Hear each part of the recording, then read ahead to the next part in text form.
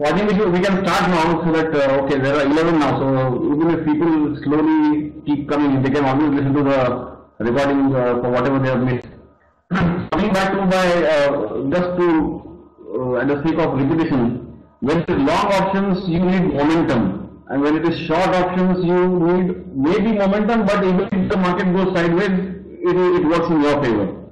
So for long options, since the risk is defined and completely well known in advance, and the gains are unlimited, but if you don't have momentum, let's say, that this is where a lot of elite wave people can make a killing options, because whenever they get, of course that is very rare, whenever they get the count right, let's say, I'm just giving an example, let's say someone has a elite wave count saying that 8330 is the bottom of some wave 4 and now wave 5 will start, which will take you to 8800 by 10 September. It's a jump of almost 450 points.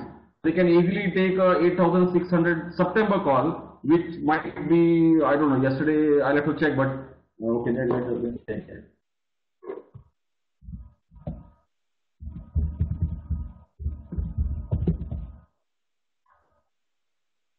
On Thursday it was 100 rupees, but then since their view is of 8800 by September, that will go to 200. So this is where, even if there is no momentum for the first couple of days, this is where they can have a good trade, but then everyone is not an elitist. So what we need is a momentum trade for the short duration of 2 days only. That is where getting the right strike price and then also trailing it. And the most important is booking partial profits. That is, if you saw the trade which I recommended, everywhere there was a partial booking in long options, whereas in the straddles there was no partial booking at all. Because let the trend go sideways, let the options shorted via a straddle go in our favor. But when it is long options, you cannot say when the momentum will go down. I mean, on Friday, yesterday there was a good momentum, so it was okay. But then after this couple of days of weekend and Monday, who knows, it might go sideways, because US closed sideways, there was a high-ending movement in the US market, so same thing will happen in the Asian market before India opens.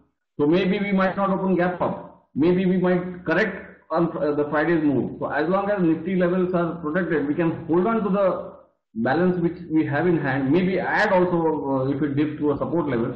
But if we had kept on holding the entire quantity, let's say we bought it at 50 and average, I think we sold it at 100, 3/4 of the holding.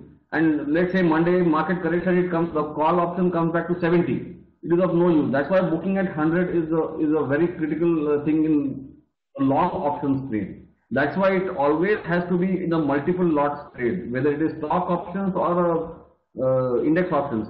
That is the most important thing. You must buy multiple lots, depending on your risk appetite, of course. If, let's say you don't mind losing 20,000 rupees, so you can calculate it that way. Let's say as an example, the stop loss in the Nifty option was only 10 rupees. So per lot, you had a risk of only 250 rupees. Let's say you don't mind losing maybe 5,000 rupees in this trade.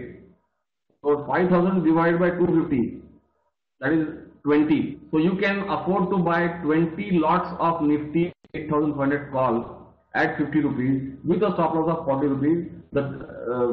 Even if the stop loss gets hit, you will not lose more than 5,000 rupees.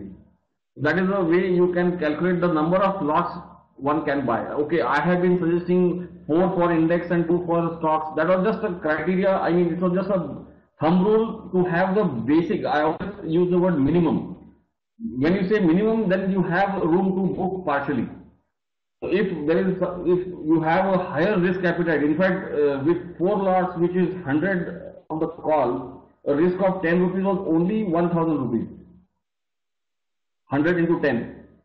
So that way you can calculate how much you can risk in a particular trade, especially long options, and then you can calculate your own quantity and you are free to trade that much quantity as long as you are disciplined enough to maintain the stop loss. That is the most important thing, because there are a lot of people who say, for some reason they don't follow the stop loss. Maybe it will go down to 30 and then they'll ask, stop loss has been hit, should I exit? But when the stop loss is 40, you better exit. Okay, if not 40, 38. So that is the risk you have taken in mind, and that is the quantity you can trade. So that is the only way you can multiply your gains by selecting the number of lots which you can trade. Same thing goes for stock options. When I say two minimum, the two minimum or four minimum is only to facilitate partial booking by which the cost of what you are holding goes down. That is the only idea, nothing else. Final quantity depends on the individual's risk appetite. Now, when it comes to strike price, which was something which I was talking about and got disturbed because of the app. So as I was saying, if it was Wednesday when this bottoming out happened, and let's say Thursday was the expiry, and Nifty was at 8,000, how much was it?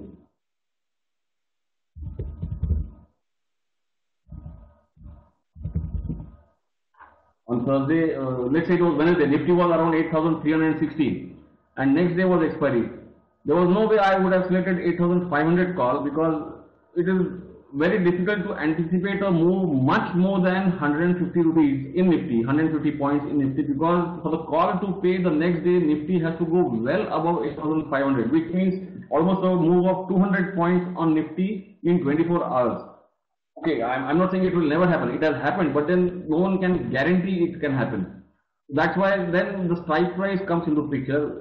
Either go for in the money strike price, since it was 8,360, even 8,400 was not a bad idea. Or let's say if it was instead of 8,360, let's say Nifty was 8,320, then the 8,300 call would have been quite cheaper, and that was the correct strike price to buy. So this which strike price to buy is the question which almost every newcomer to options trading has, and this is the answer to it. It always depends on the number of days to expiry.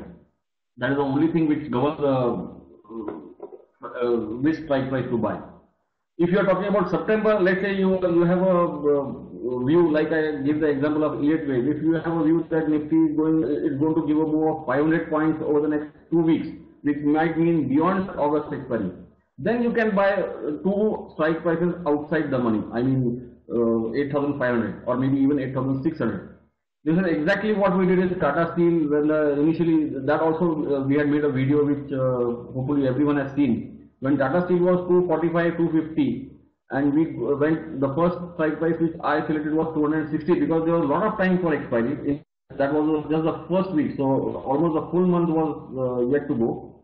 And then Cisco, it was quite clear on the chart which I also showed on the video that the first target was 269 on the cash, which was the previous bottom. Okay, it happened in barely one day, is something which no one can predict. We were lucky that it happened in one day. But when Tata Steel was around 250, it was worth going for the lowest next strike price at 260 and buy that strike price because there was a lot of time for expiry. If the expiry was next day, then there was no way 260 would have worked. It had to be either 250 or maybe even 245. I don't know whether 245 is there in Tata Steel. Maybe 240. So that's how you have to adjust in the money, at the money, and out of the money. Is there anyone here who has not yet understood this concept of which strike price?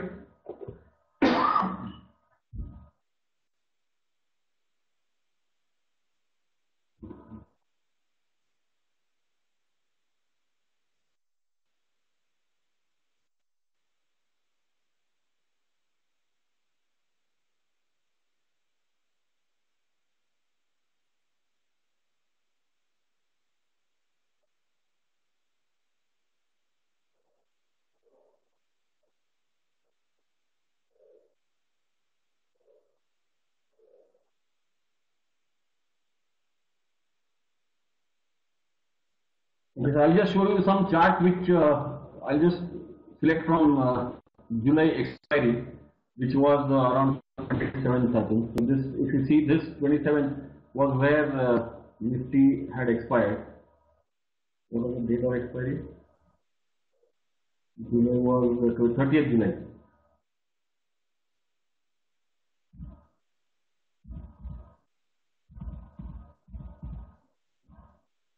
30th July expiry was around 8,420.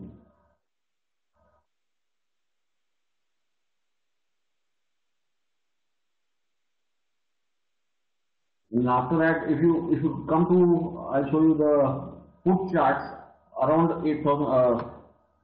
This expiry which is 30th July of August expiry.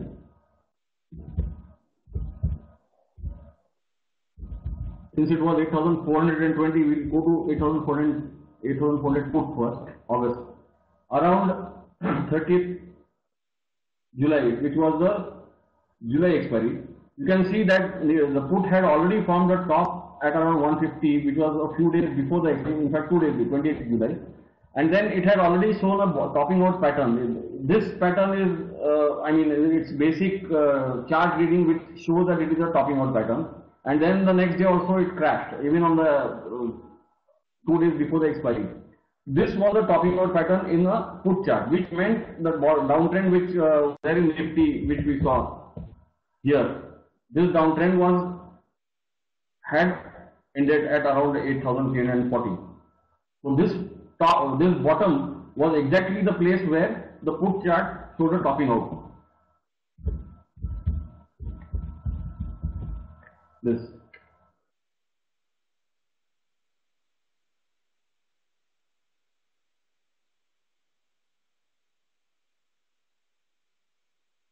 This was the topping out in the put chart. And if you go to a call, let's say since this was just the beginning of the expiry, we can have a look at the 8,500 call.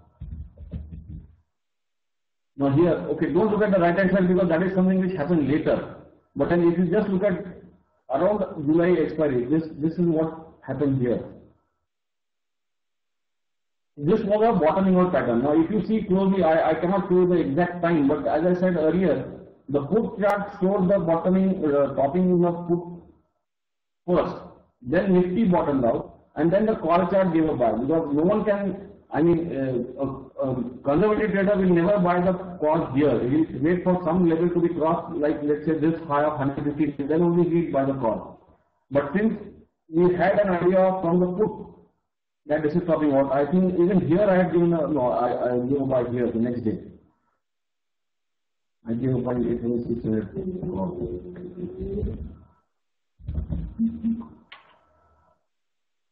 Yes, I given a buy, in fact here only, like around 60, 65 I remember. So this was the place where the 8,400 put had made a topping out pattern, and 8,000, Nifty was still 8,420. So there was time for expiry since the expiry was just about to start. And so that's why there was no problem in taking the two strike prices out of the money, which was 8,600. Right. So that was 60, and then it went all the way to 110. Now here is something which comes out of experience. Why? If I remember, I had given a sell call at 110. Now this was the, if you see that this is the previous low. In fact, that is the beauty of options charts. A lot of people don't accept this, but I have seen over the years, options charts, whether it is a call chart or a put chart, you have to treat it like a simple normal chart. A chart is a chart. Whether it is a stock, whether it is futures, whether it is options. So a basic chart reading like this bottom, which was around 125, or this sell-off which happened in the call chart. You can see this candle. Are you able to see what I am showing on the chart?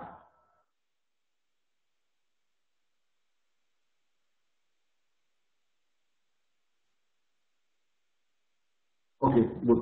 I was just going on and on. I was wondering whether people are listening or not.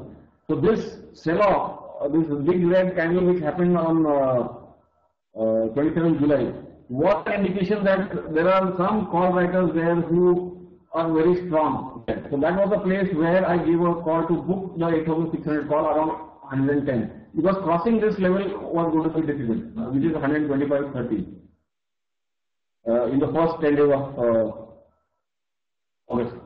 Now, as expected, this happened, and now if you go to the 8,500 put here, again that would have given a buying, call. You can see how the call gave a topping out pattern here. First it gave a bottoming pattern, then gave a topping out pattern, and if you see the 8,500 put, so this is where it gave a bottoming out pattern. In fact, if you remember, I had even talked about buying at 51. I still don't understand why I sold it off, but then it was a buy here because the 8,600 call was at resistance. It was worth going in for the put. Now this was at resistance, so the easiest stop loss was if 8600 crosses, the call crosses 130, you exit the put. But taking a decision in real time is a bit difficult sometimes, and that was what happened that day.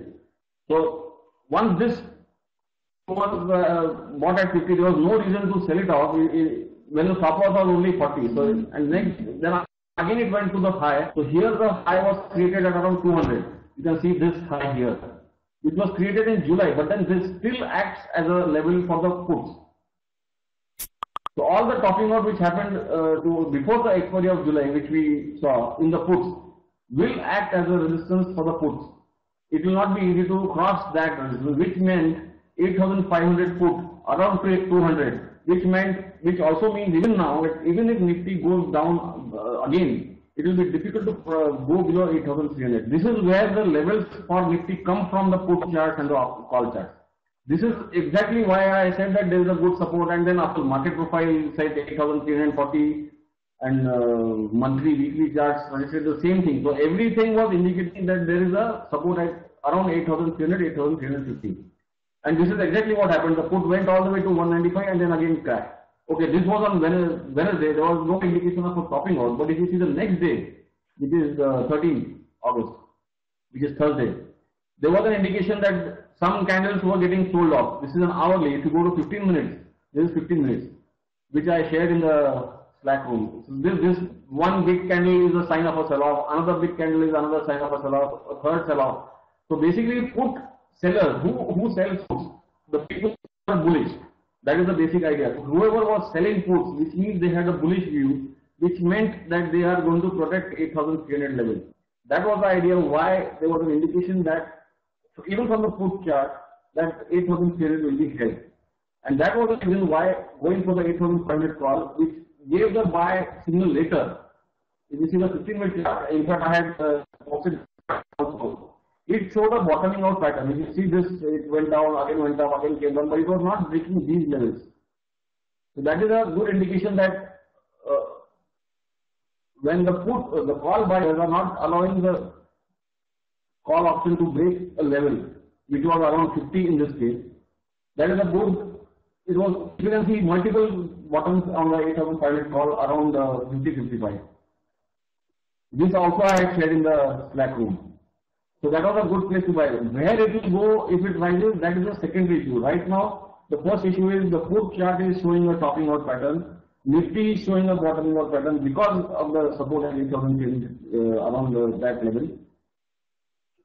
So it is worth buying a call option where you get a very good strike price, very good risk, good stop loss. So that is the how to get a stop loss was come from the 8,500 call, where buying it around 50, okay, we were lucky to catch almost the bottom because the low was 46 on Wednesday, and yesterday it was even higher. I think it was 54 yesterday morning.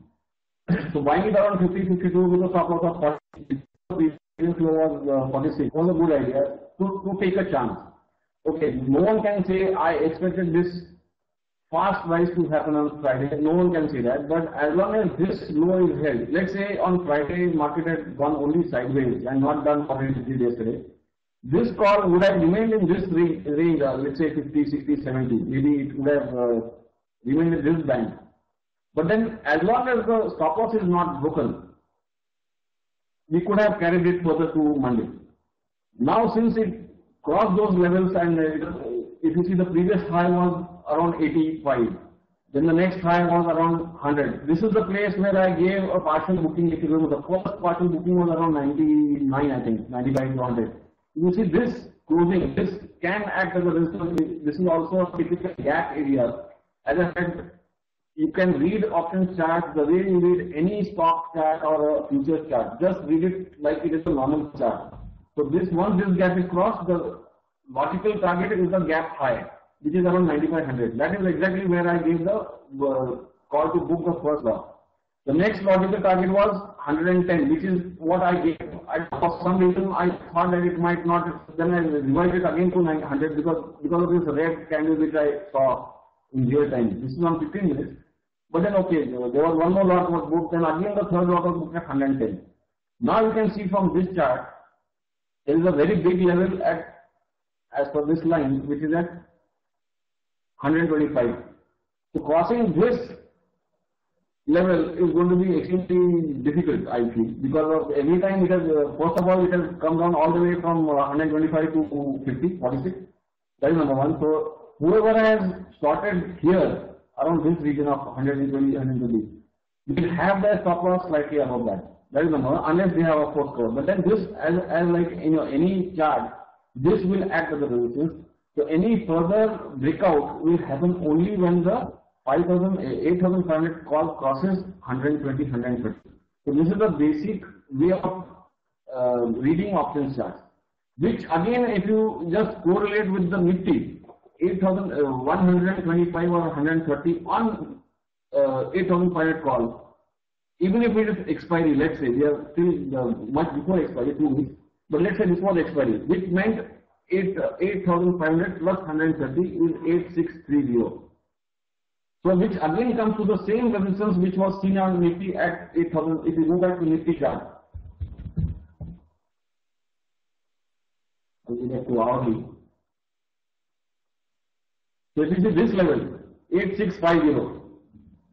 So which meant now this time the level might be governed by the 8,500 call, which is 125, 130. Now this also, if you, I had posted another chart which was a trend line from here to here. So this is exactly 8630. So this is the beauty of options chart. 8,500 call gives the resistance of 125, 130. The trend line on Nifty gives the resistance of 8620, 8640, around that. So in case Nifty goes up further, so in any case, there is going to be a breakout if it crosses 8650. But it will be worth looking at put charts. What is happening to put charts in case Nifty goes up around 8650 the next time. This is exactly what we did when it went last time. This is exactly what we did. I mean, looking at call charts and put charts when it bottomed out on Thursday. So let's say in the next 2-3 days, Nifty goes back towards 8630. It is very interesting to see what happens on the put chart and what happens on the call chart. And now, since let's say after 2-3 days, it will be just about 1 week or 8 days left for expiry. The PCR will play a major role. Right now, the PCR of 8,500 is barely 1. In fact, it has gone below 1. It has crossed 1 yesterday. So it is still sort of not very nice time. But let's say Nifty goes to 8,600, 8,500 PCR will definitely cross 1, which means 8,500 level has been regained by the bulls. But then what we need to see is the PCR at 8,600 level when Nifty goes there. Right now it is very low. It is in fact I think less than 0.4. So it has to, when Nifty goes near 8650, that PCR at 8,600 better be above 1. Only then there is some indication that the bulls are serious about crossing 8,650. If that put call ratio is not crossing 1, if and when Nifty goes near 8,650, that means they are not serious, and the call writers are more serious. The put writers are still not so, they are not confident of the cross bullish breakout. So they are not concentrating too much on selling the 8,600 put for this expiry. So here from the option charts we get an idea only for that expiry. If someone asks based on option charts of August, what do you feel for the next 3 months? Sorry, you can't get an idea of that. You can only get an idea of what is likely to happen till August expiry. But that is good enough, because if you get, let's say last week if we had traded the 8,500 put from 50 to, okay, 190 was the high, but let's say even a move of 100 points, and yesterday was a move of 70 points, maybe another few more. So 60, 70, 80 points every week is not bad. And then you don't need to talk, you don't care what happens in September or October. So that is the idea of trading the long options on a short term, 1 week, 2 weeks, sometimes just a couple of days. In fact, we were lucky today we got the move only in 1 day. But mostly, if there is a breakout on Tuesday, Wednesday, whenever next week, that will be very much clear from the 8,600 put chart. I'll show you the 8,600 put.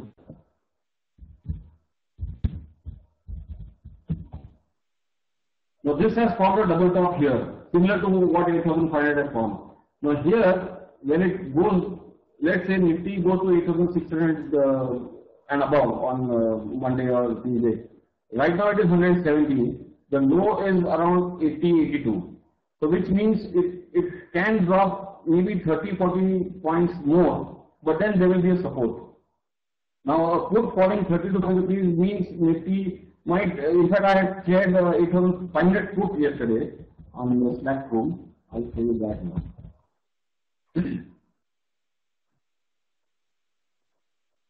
You can even draw trend lines on option charts. I had shared this chart. So this trend line should work, or this bottom should work. It was 50 last week. So this 50 or wherever the trend line, whenever the price meets the trend line, when it falls next week, if it falls.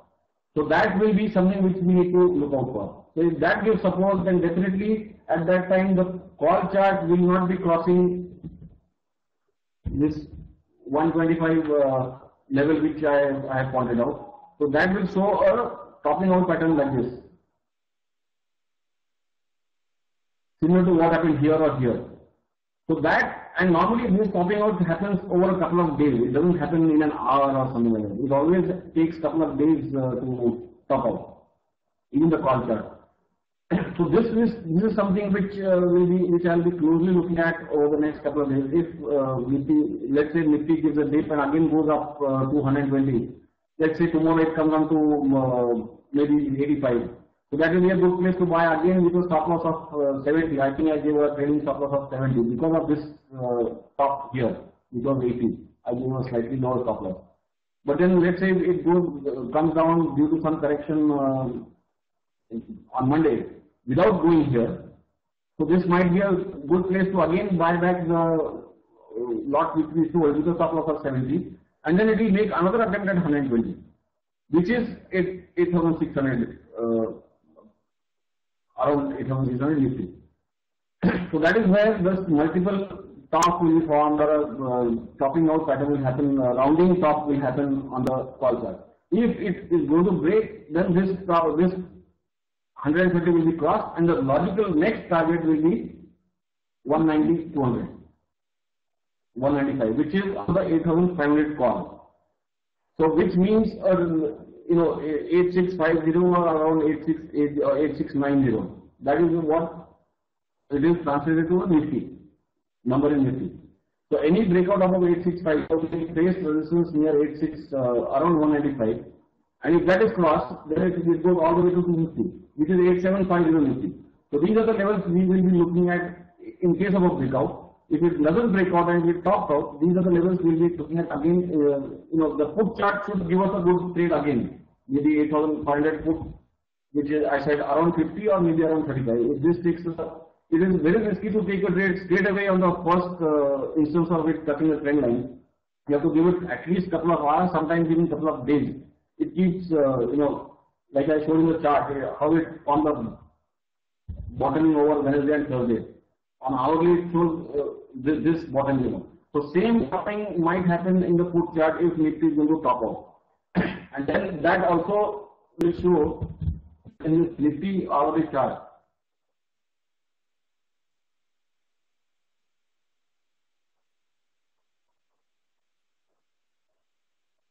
This channel will come into play, which I posted yesterday.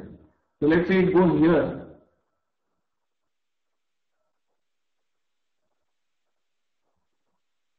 And because of the call and put charts, you get an indication that it is going to come down. Who knows, it might come back here. So this is just speculation. Right now, I'm not saying this will happen, but then if it happens, this is the level to look for bottoming out in the, topping out in the put charts and the bottoming out in the call charts. So this is what you have to keep looking at. Apart from Nifty, I always keep on, not only Nifty, even for stock. Whenever you have to get an idea of what the stock is going to do, you have to look at the call chart and the put chart, add the money, in the money and out of the money, at least 3 strike prices. Let's say Reliance. We were looking at Reliance yesterday, it bottomed out near 940, I think, 2 days back. Okay, that also happens to be the 200-day moving average, around that, around 927, I think. So then I look at, I'll show you an example of Reliance. They bottomed out at 930 futures. Now if you see, since it is 930, you can first thing look at 920 put. I will go 15 chart because the hourly chart looks vicious selling, but then that is what happened yesterday. In fact, if you remember, I was looking at buy position in Reliance Car, but then when it topped out and the 200 moving average came into play, the support has become very active in Reliance. This is exactly what I was looking at yesterday morning. But then by the time it went to a level of I think 970 yesterday afternoon, these puts had already come to the support level. So it's a bit dangerous taking long positions here. If you go to 920 put, if you go to 940 put, you see what happened on 940 put. Similar thing, similar sell-off happened in the 940 put also, which meant put sellers were very active in Reliance at 920 and 940 strike prices on Thursday and Friday. You see the 960 put, something similar happened.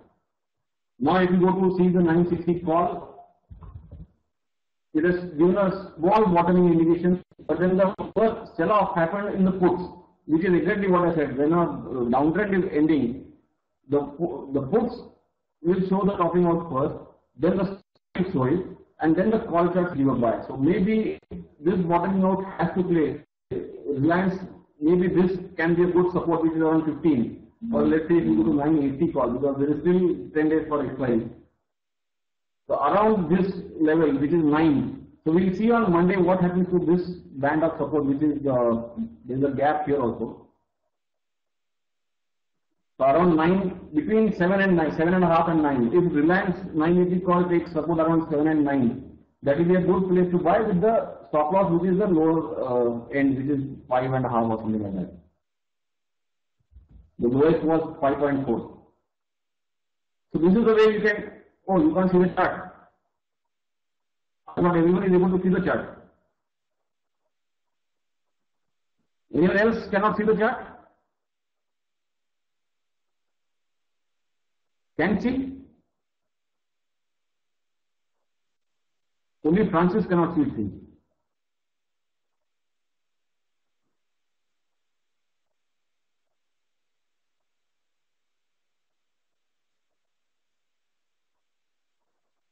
Okay, anyways, the basic idea was explaining how you can use the options chart.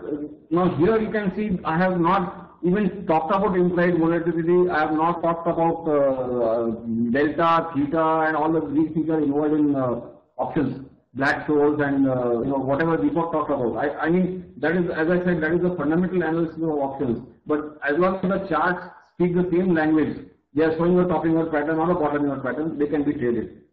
That is the only thing that is more important for me. Exactly like, I think yesterday we were talking about DLF. Fundamentally, it seems DLF is not a good stock right now, but it's showing a bottoming out pattern on the chart. So technically, it is showing a strong pattern. In the next few weeks or quarters, it might work also. So it's worth taking a chance on a dip with a very good stop loss. The same thing you have to do. Sorry. Did you decide to use chart after running delta theta? No, I have never looked at delta theta because first of all, delta theta is something which Greeks is something which is quite subjective. I mean, there is no, like in the chart, if I say this is the low, no one can deny that this is the low, 5.4. No one can dispute the fact that on this call chart, 5.4 is the lowest this Reliance 980 call has traded in the last, let's say, 3 days. There is no subjectivity, it is totally objective. That is not the case in Greeks. Okay, you can have actual number for delta theta, but how, it's like something, I always give the example of PE ratio in fundamental analysis. So PE ratios for different sectors are different. Unless you know that PE ratio for IT sector is very high and for commodity sector, there is no, you can't say the PE ratio for Tata Steel is what, I think 5 or 6, whereas PE ratio for Infosys is what, 25, 30. I might be wrong, but this is what the idea I have in mind. But that is exactly what happens in, where to use which values is something which I have not, I mean, I'm not saying, there's no disrespect to any method in technical analysis. There are people who use that, fine. Yeah, of course, I'll take questions.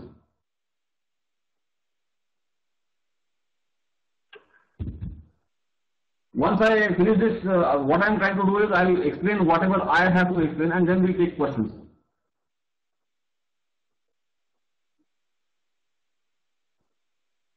So that is where, if someone asks me the IVs are high and theta is this and theta is that, I'm not saying don't use it.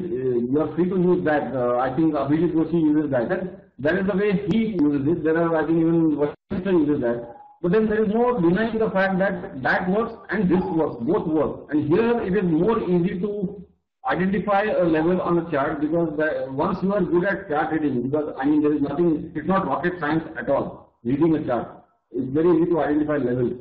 So once you are capable of identifying levels of chart, that's all you need. And of course, you need the options chart. That is the only requirement you have.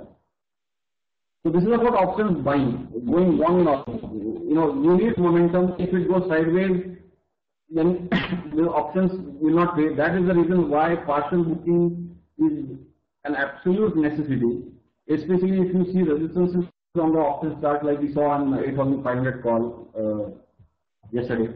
If you go to Reliance or whichever, what was the another example? I gave another idea call yesterday. I wish you had. Okay, now here, if you see the idea call, I gave a buy around 5, I think. Yeah, 5. Now here it made a low of 3.5. Yesterday it made a higher low. Okay, this is something which it is confirmed that this is a higher low only when this high is crossed. Sorry, typical Dow theory. So only when this high, which is 6.25, is crossed, this higher low will be confirmed. But there was no harm in buying this at 5 with a stop loss below this, which I gave at 3. So this is the way you can take a small risk in the option. If you take Hindalco, this is another open call. Now here, this is for me, this might be a very big bottom in Hindalco, because even on the cash chart, 89.90 is a very big support. So if you see what happened when it went to 89, immediately the call buyers came up, and if you see what happened to the 90 put, that will be even more enlightening. You see when Hindalco opened at 89 2 days back, you can see the put writers were very active in 90 put. So this sell-off from 4, one red candle, another 3 red candles, another red candle yesterday. This is a sign of bottoming out of Hindalco cash, which meant, here it is a topping out of the put, which meant Hindalco cash might have topped out. So if you go to the 95 call, that also showed, this is a 15-minute chart, because Hindalco has not come to these levels in the last 3 months. So that's why there is not much of trading activity. Hindalco used to be always 110, 120 in the last 3 months. So this call has started trading only 2 days back. No one was even bothered to trade about with this call, but then this high, so let's say this crosses the previous high of on Friday, which was 3.7, then the logical target will be 5, the next target will be 6. So how you arrive at target for partial booking? If let's say Hindalco performs on Monday, first is this stop loss, the low of around 1.5. If it goes below that, we exit the call. We bought at, I think, 2.6, so it's just a risk of 1 rupee. So exit that with a stop loss of 2,000 rupees, because the lot is 2,000. If it works, if it crosses 3.6, the next logical target is 5. So from 2.6, your call will already double when it goes to 5. So that is a place where you can book 1 lot, because as I said, for Nifty it will be 4, stocks it will be at least 2. So when you have bought at 2.6 and you are lucky to get a partial booking at 5, the cost of the one which you are holding is what? 40 paisa, which is nothing.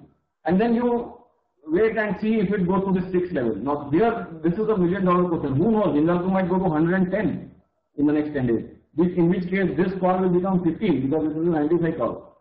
Then that is the most difficult thing to do in options trading, which even you have seen. I did it. I made the mistake in Lupin. I made the mistake in Infosys. I made the mistake in TCS, because that time I was looking at Nifty. Nifty was weak, and I didn't expect even those stocks to go up. but which they went, and we made a mistake of booking too early.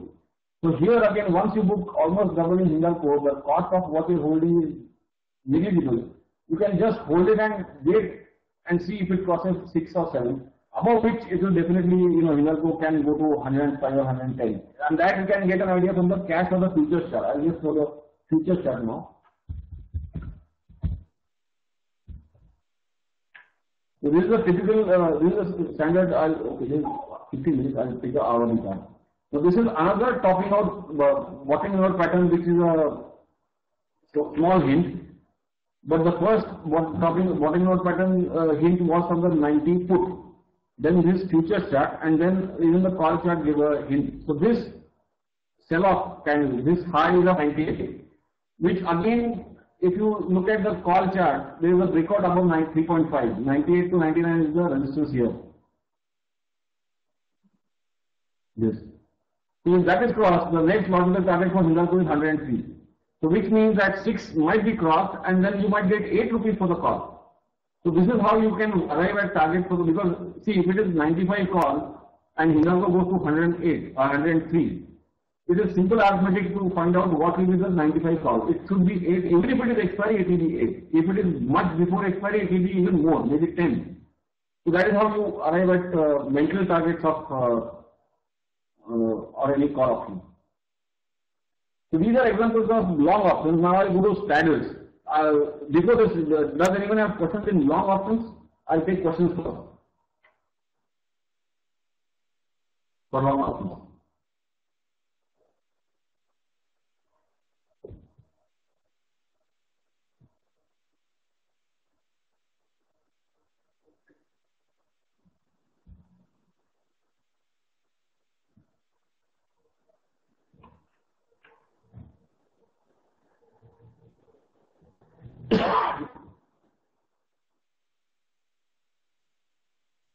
No, I thought you had some questions, right? Good, you don't have any questions. It means I think you understood what I tried to explain.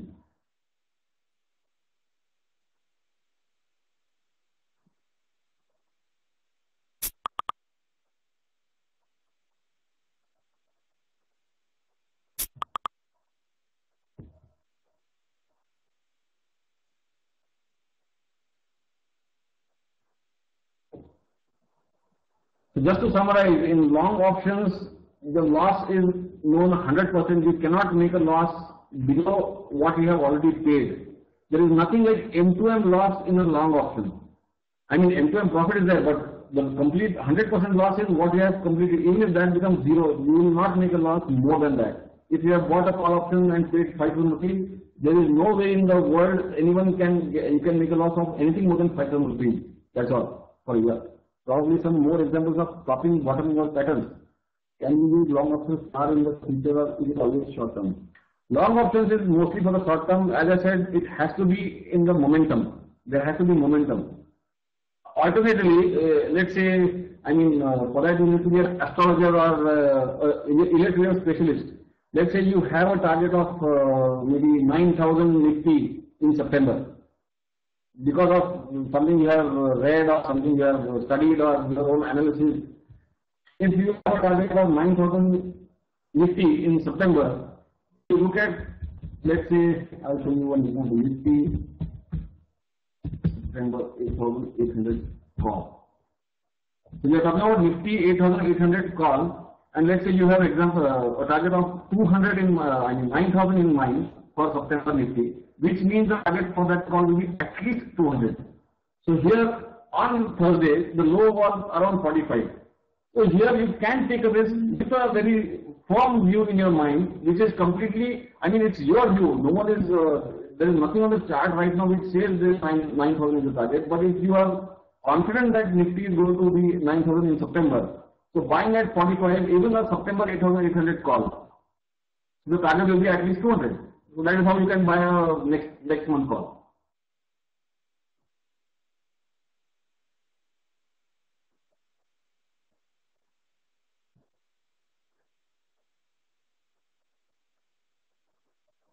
Why Lupin? You mean why we went wrong Lupin? Okay. If you look at the hourly chart, Lupin, everyone knows all the way from 2000 it fell to 1600.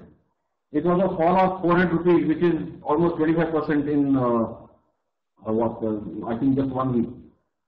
So basic technical analysis says the stock is oversold. Even if you see any indicator oscillator on an hourly chart, on a daily chart, I think even on weekly chart it was oversold. That is number one. Which meant that a bounce was due in Lupin. Now if you go to the Lupin options chart, this is what around expiry time. Lupin was 1600. If you look at Lupin 1600 put,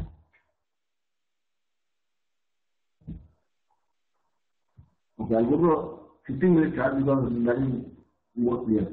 If you see what happened around expiry, July expiry and I think first day of August expiry.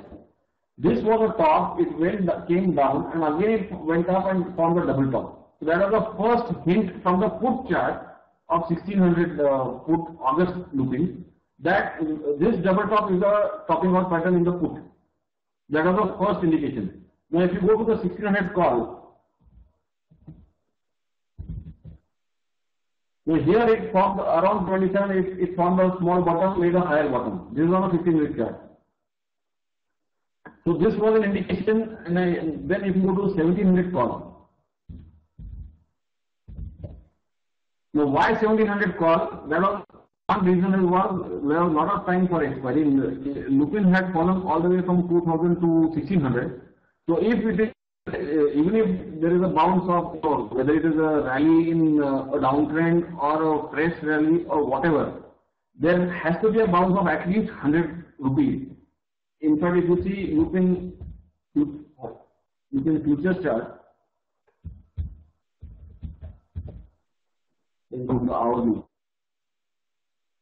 there is a basic Fibonacci retracement. If you take the Fibonacci levels of this. So the first target was 1740, 38% of the fall, then was 1835. So we are talking of something between 1740 and in fact if you see 1740 it did resist quite a lot. That's where I think it came out of the call option, half of it. So the next local target is 1835. And 1790 it has already crossed.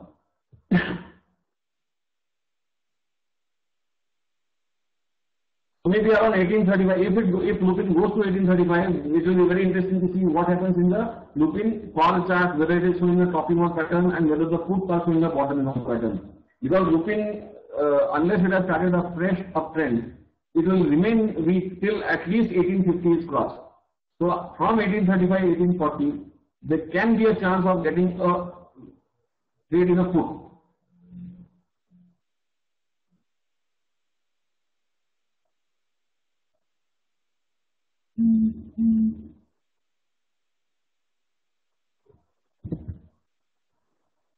The next is Hindustan Lever.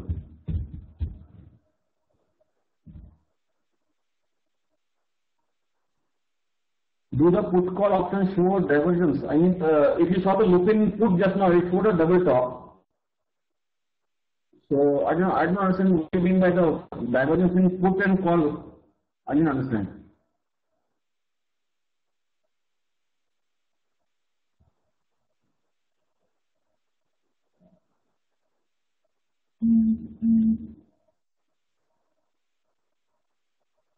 Yes, put double top, call higher bottom. Yes, that was okay. Now Hindustan Lever.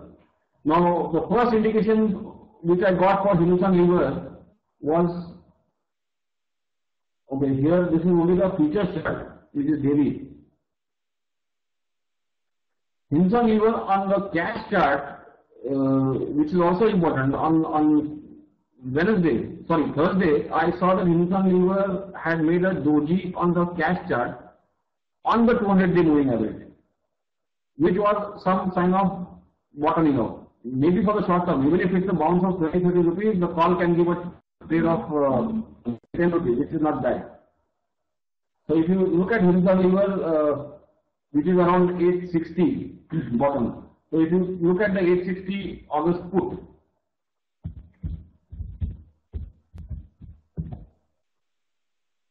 I'll go to the 15-minute chart. Forget this chart on the left because that is the first week of August where that time Hindustan Lever was higher.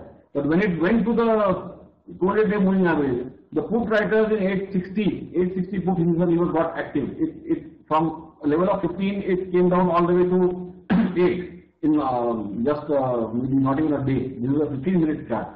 It went up to 15, made a double top, again very similar to what Lupin did at 1600 put, and then again crashed to 8. So this is one indication. I mean, the first indication was 200-day moving average, doji. Second indication was from the put chart, which is a topping out pattern in the put chart. You go to 8,600 call. This is showing a higher bottom. But 860 is too much in the money because we are looking at 2 more weeks for expiry. 900 call is what we selected because here whether Hindustan Lever will go up or not is not very certain. So the risk was an important issue. Buying a call at 6 rupees where the lot size is 500, which means the total cost per lot is only 3,000 rupees. And if you take a stop loss of only 3 rupees on the call, which means you are risking only 1,500 rupees per lot. So it was a risk worth taking. I'm not saying Hindustan Lever should work, but if you see the, I mean, it made a low on Thursday at around 4.85. Again, it went up in the afternoon, so it came down, and again, hopefully it has started going up. So now, once it crosses this 10 level, if you can just do a basic chart reading, if it crosses 10, 11, the next logical target is 15, 16. In fact, this is exactly what we calculated from the cash, from the market profile. We said 890 and 905 are the levels where Hindustan Lever can go to based on market profile.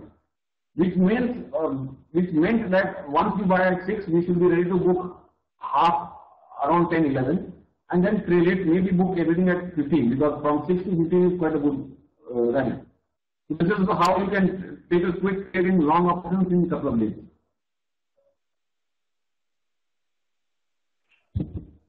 Any more questions, examples?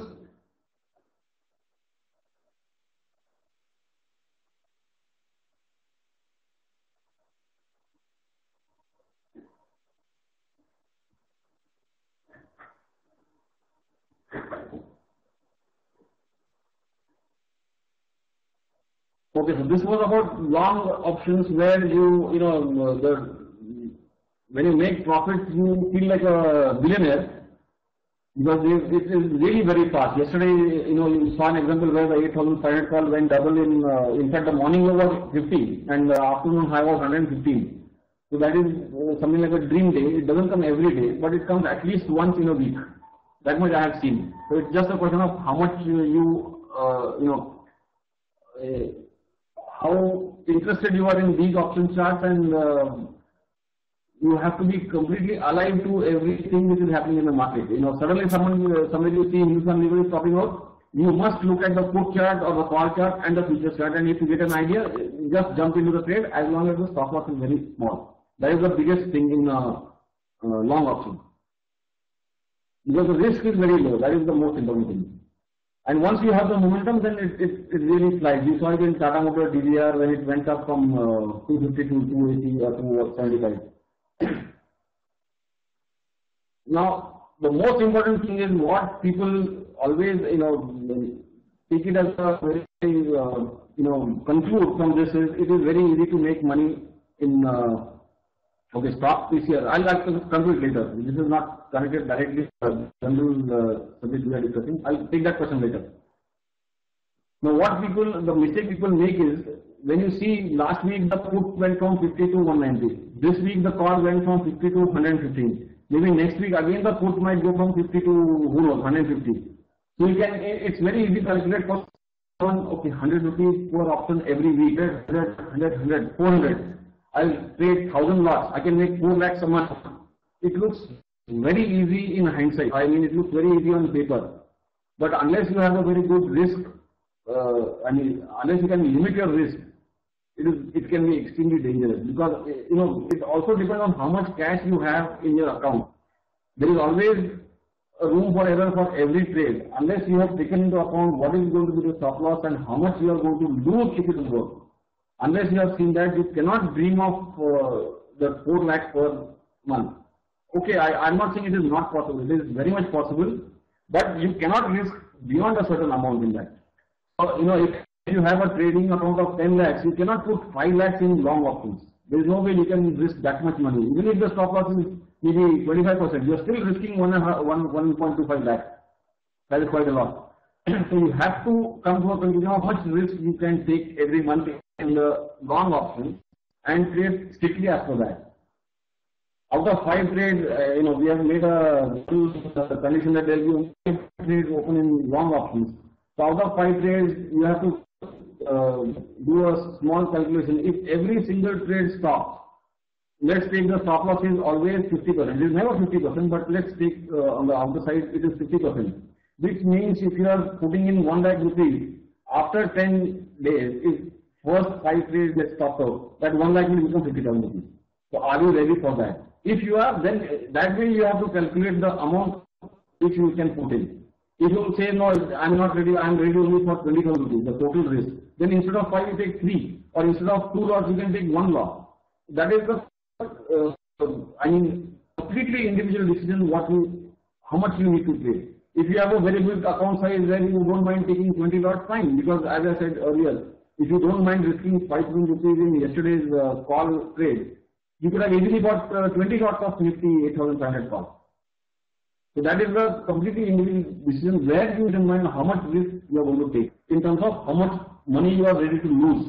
You cannot just keep on looking at the reward. Risk is the most important thing, reward comes later. So this is something which a lot of people need to understand, and they jump in and then they are worried that it doesn't work in their favor. Okay, so you are saying stock PCR. Now in stock PCR also the same, again whatever I have talked about in terms of charts and PCR levels and all that is something which is my own observation over the years. You will not find it anywhere in a textbook or something, so whatever I say is completely my observation. Can be argued whether it is right or wrong, but then this works, and it works maybe 75 to 80% of the time, so it's good enough.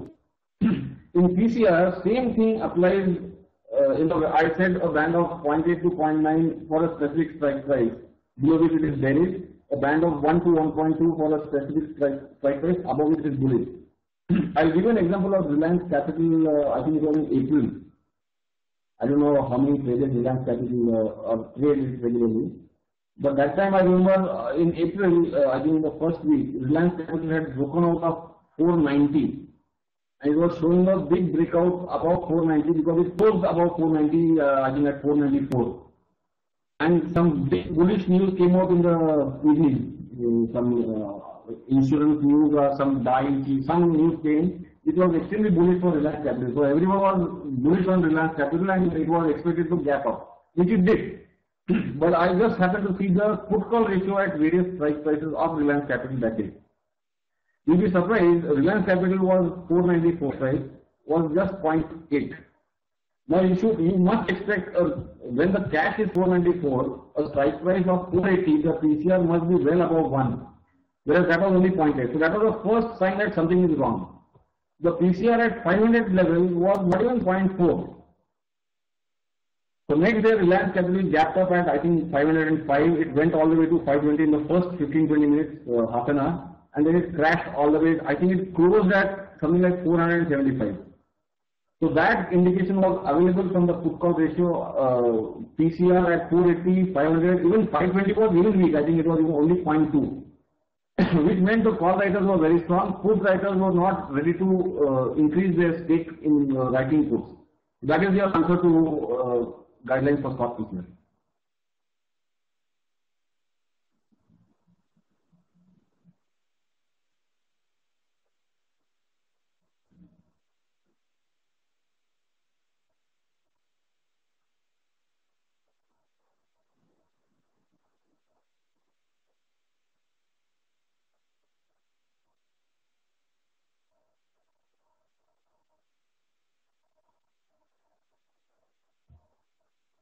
Yeah, but okay, 900 is, crossing 900 is right now looking difficult. But then what is, I have not seen what is the PCR of lower strike prices, 880, 860. So if you can, if you are have that in front of you, you can tell me that. What is the price TCR at 860? I always look at OI, not volume, only OI. TCR of OI.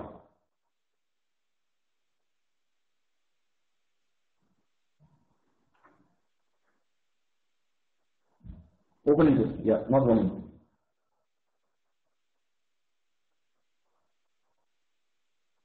Yeah, so 860 is 4.5, which is very strong. I mean, it's extremely bullish. And how much is income even? I think 870.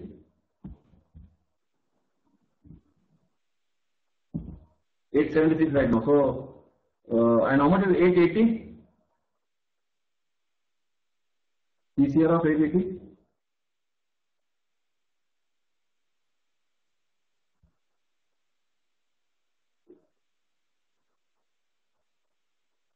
No, overall, I have, as I said earlier when we started, overall PCR is something which is quite misleading as when it comes to identifying levels. So 880 is flat at 1, so which means it should go to, so when, in fact that was the reason why it stopped at 880 yesterday. If you see this chart, it did not cross 880. So Monday we might have to take a decision on this call. First of all, it is, right now it is above our buying price, which is 6 rupees, 6.5. So it closed at 7.9. So if it doesn't cross 10, 11 on Monday, we might exit it. Because 880 will again act as a resistance because the TCR is flat. So that is one decision which we will have to take on Monday, sometime during the day. If it goes up and passes 880 in the first couple of hours, then we are safe. So that is how we have to track it almost real time. You cannot just say, I have taken a call and I am going to sleep over it. That cannot happen.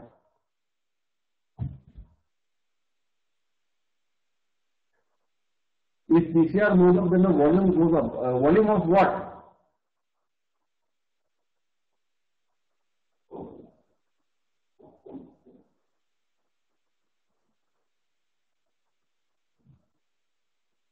No, as I said, I tracked IV at all. It's all, I was explaining the options charts. I don't know whether you saw all those, the call charts and the put charts. So as long as this, maybe tomorrow Hindustan Lever might again go to 880 and this call might go to 10. And if it doesn't cross, then we have to book. But still we make a profit of 4 rupees, which is not bad.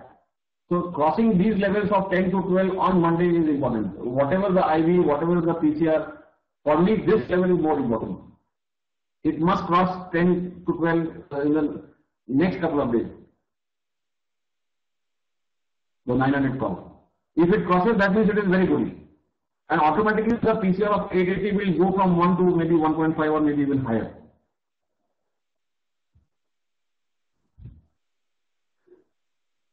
I think we have had enough examples of long options, maybe collar or put. So I'll come to straddles because that is something which gives you consistent. Okay, any more questions?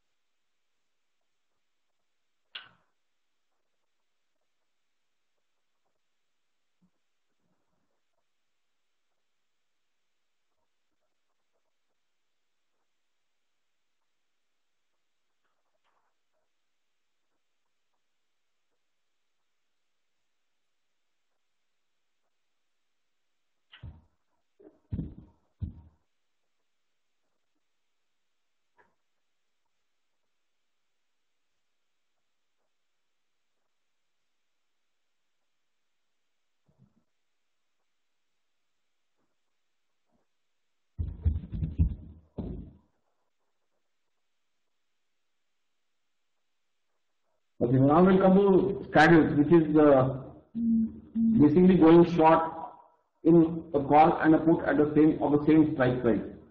Now here there is there are a set of rules which I think I have also mentioned in Slack, but I'll just repeat them. First of all, a straddle, selling a straddle is a good idea for the next month, about 1 week before an expiry. Let's say now the coming week, let's say Wednesday or Thursday, will be a good time to sell a straddle for the next month, because that will be about 1 week before the August expiry. Now, the biggest reason for this is that at that time, the options for the next expiry are heavy in premium. There is a lot of fat in it. That is number one. So there is a lot of premium selling which you can do. That is number one. Number two, what are the other factors? How you arrive at which straddle to sell, which strike price. So there are some guidelines which I follow. First is 7 days before expiry. Second is both should be similar in premium. I mean, let's say we are talking about, just to give an example, 8,600 straddle. You cannot have a straddle where 8,600 call is 50, 8,600 put is 250. That has no meaning, because then you are, selling 8,600 put at 250 is your, the risk in the call is very high. Let's say tomorrow if market goes up, you will make money in the put, fine, but then you are completely exposed to the long side. I mean, risk is very high in the call side. So there you have a problem. So that's why they must be as close to each other. Maybe, okay, now that is a difficult question to answer. How much close? That is difficult. Let's say one is 200, one is 250, that is fine. That is good enough.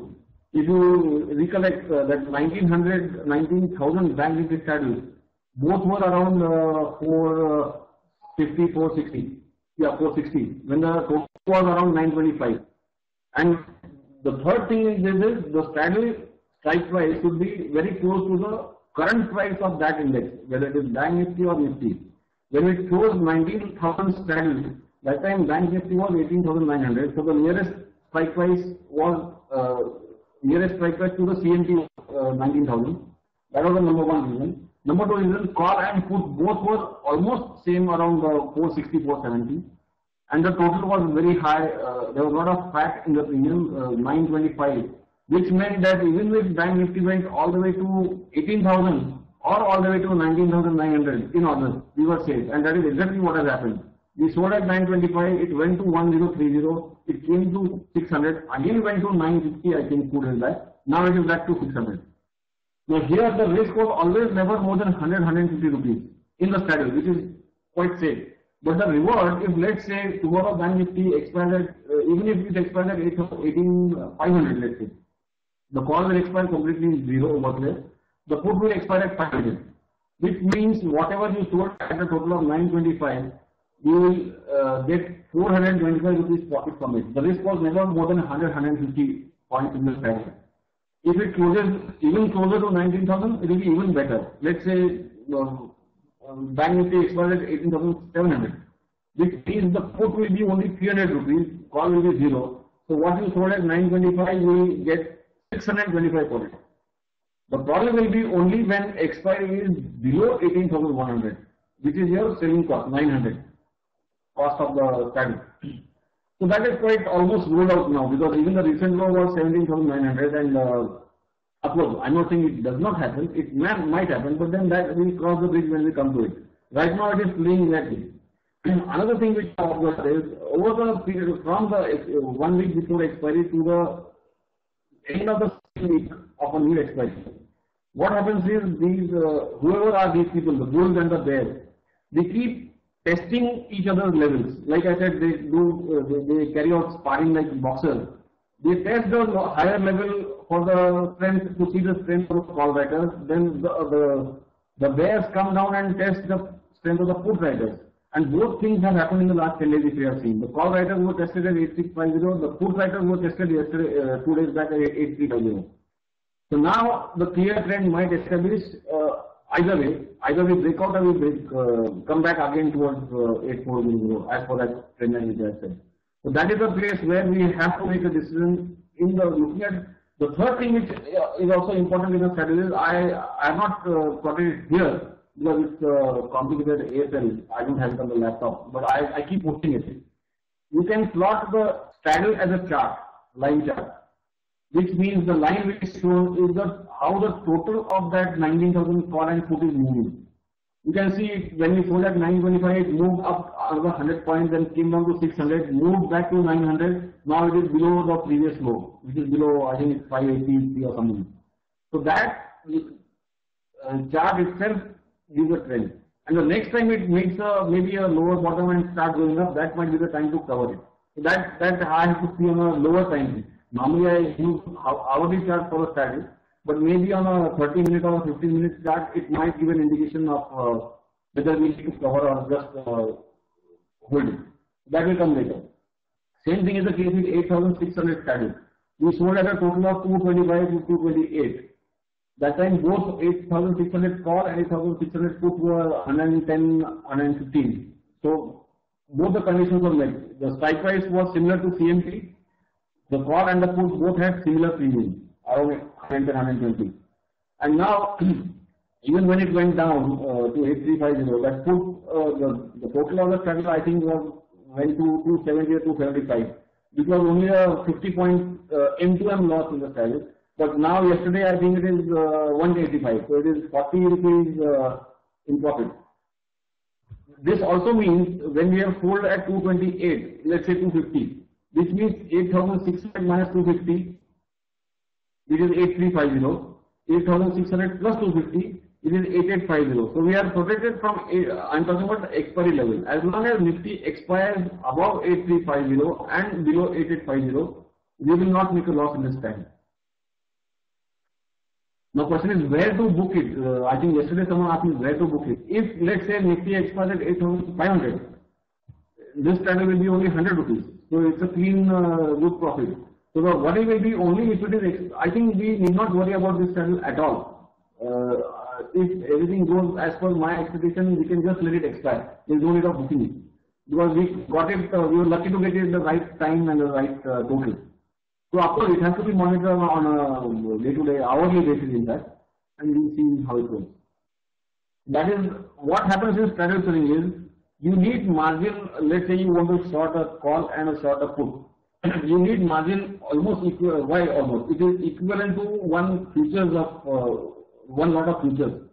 Which means if you want to sell a call, you need 20,000 rupees. If you want to sell a one lot of put, you need another 20,000. Okay, some brokers give a span margin which will be lesser than total of 40, might be 30, 35,000. But you need that kind of margin to sell a strategy. But the advantage is if you have a big trading account, or even if I know a lot of people who trade only in strategies every month, they don't buy options at all. Why? Because if you spot it well, 100, 200 points in Nifty or maybe 300, 400 points in Bank Nifty is a good 3 to 4% on the invested capital. If you do a quick calculation, you can easily come to 2 to 3% every month on the invested capital. That is not your total capital, but still it is not bad. There are a lot of people who have big portfolios. Now a lot of brokers give them haircut margins based on their portfolio. They can use this as for strategy selling. It means they don't have to do anything extra for strategy selling. There are some big traders who have, even their basic trading account is very big, let's say 20 lakhs, 40 lakhs. They cannot buy 5,000 lots of Nifty call, they cannot buy 10,000 lots, but then they can use that big amount to sell more lots of strategies. So that is where the real money is. It is in a consistent form, almost a month if done well, and you can do in big quantities. It doesn't pay much if you sell just 1 or 2 lots of strategies. I mean, okay, you can still get maybe 2,000, 3,000 rupees. That is the useful for people who are not online progressive. For them, even that amount is not bad. But then for someone online who has online access online to the chart or terminal throughout the day, they can recover it. That amount is just one trade of long option. So that is the decision which you have to make. Which to trade, strategy or long option. That entirely, you can do both also. That is a completely individual decision. Where in long in a short strategy you make less money in terms of profit per trade, but you make consistent profit month after month. In long options, you cannot say exactly that you can make consistent money because you cannot go beyond a certain quantity. I mean, I know some people who trade even 20 lots, 40 lots in Nifty options. But then that's all, you cannot trade 100 lots. I mean, okay, at least I have not seen anyone, I have heard, but I have not seen anyone who trade 100 lots of Nifty calls and 200 lots of Bank Nifty calls. Sorry. So that is the difference between long options and short strategies. Any questions on strategies?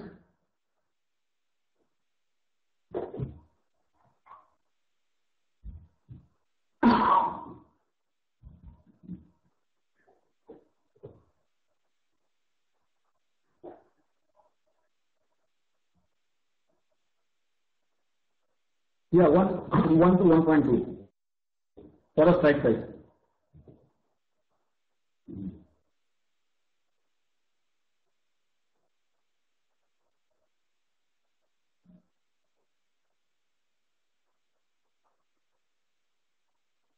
Yeah, all the charts which I showed, okay, whatever has happened has already happened, but whatever I have said that it might happen in Nifty or Unicorn Lever, these are only for educational purpose. I mean, I'm not saying that will happen. I just pointed out the levels which we have to monitor over the next couple of days.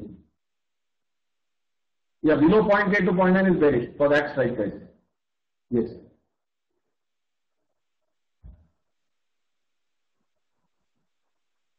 You can apply an indicator, yes, but then the easiest thing which I have seen which works on a straddle is the moving average crossover. Moving average crossover works beautifully on a straddle. Instead of any indicator, moving average crossover is the one which you can use. Which macro is I mean, it can be 10 and 30, it can be 15 and 40, 20 and 50, I mean, whatever you are prefer. There is no moving average crossover which is the best in the world. If you ask 20 different traders who use moving average crossovers, each of them will give you a different number.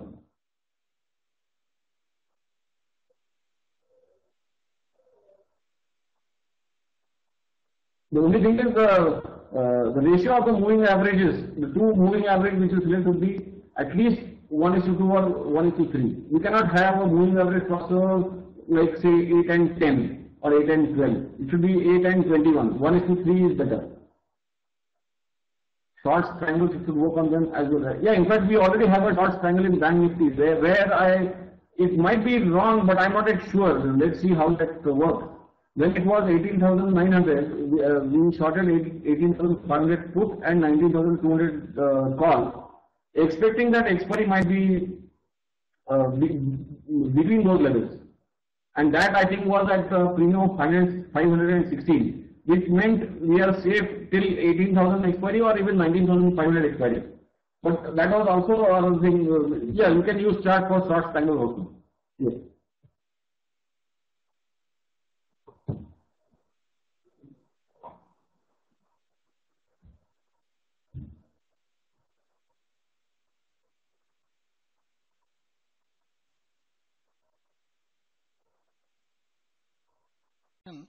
But I think we'll break after this. I guess it's time for lunch also. We started from Stop loss strategy when a range occurs. Can you give an example? I understood your question, but what kind of stop loss? on the straddle, I think. Are you talking about the straddle, Naresh? Yeah, okay. In fact, for a straddle, what I would have ideally done is, you can, let's say, first of all, come out of the leg which is going in loss. That is number one. Number two is take a position in a long call or a long put based on the direction of the breakout. That is the way you can recover your loss which you have made. Yeah, you need stop losses on individual legs, yes, no doubt.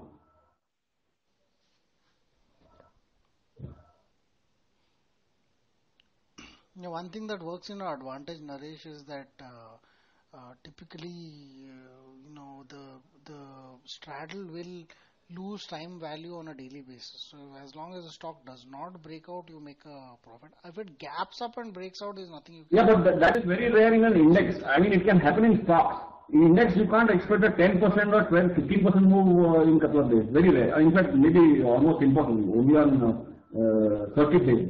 That's all. No, I don't use any indicator. I use only price action which I showed you. Even if it is 15 minutes or it is hourly, just look at previous tops and bottoms. Like if you have gone to the turtle trading or Dow method of trading, just previous tops and bottoms works in chart. 15 minutes or hourly chart. Yes, index is the only place where you can use straddles regularly. Stocks is dangerous.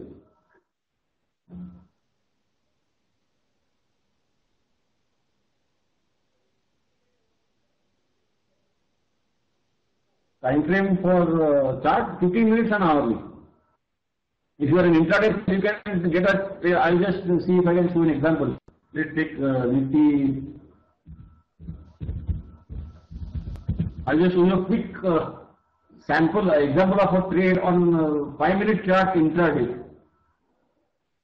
If you look at the 5-minute chart of the call yesterday, I'm just showing you yesterday's price, not anything else. It opened here, went down, it did not break the previous low, and then it broke the morning high, which was around 65. So for an intraday trader, and I mean this looks very easy, but if you are a good intraday player, you can use this for trading in options intraday. So once it breaks out above the morning high 65, buy at 66 with this as a stop loss, which is 54, not a bad stop loss. And then just trail it. It shot up to what? 8 immediately, then made a small bottom here. So you can move the stop loss to 80. Then it went up further, you can move the stop to 84, and then close it at 115. Looks so easy. Buy at 65, close at 115. But it was only one day like that. You can have one day like this in a week and 3 days of losses.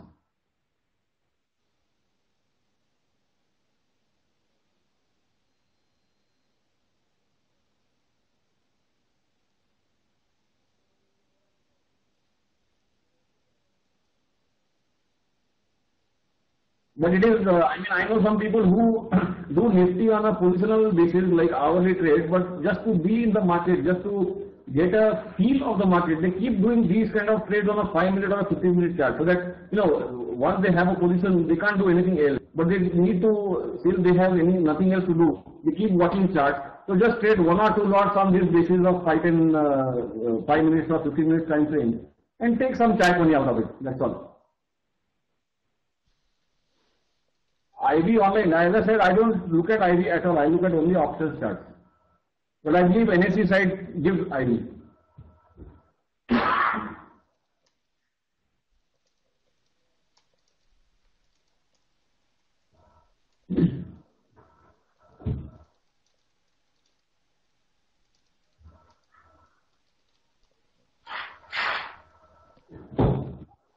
Okay, so I guess we are pretty much done. We're very close to the end of this session. I think this has been a 1.5 hour session also.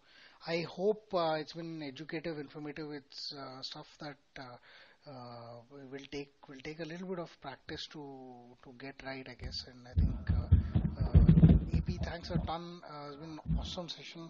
I think one of the important things we will probably reference this video when we talk on Slack also. Hopefully, a lot more opportunities as well, and Hindalco will go up. So, or not, Hindustan Unilever will go up. Hindalco also, I think. But we'll touch base on Slack as we go along. I hope if you guys have any more questions, please ask either on Slack or on email, and I will we'll answer those questions. We'll relay them across. You don't have access to video. Please look at a platform and YouTube. Naresh does not work. We upload to video to YouTube from iPad. Vizak, no, don't worry about it. I'm going to edit it and upload it to YouTube. So this one, I did that for the last AP session, but I'll get something to work on YouTube as well. It's an MP4 file which should technically work on an iPad, but we'll try and get something going. Thanks a ton. Great Saturday afternoon. Have a happy Independence Day and great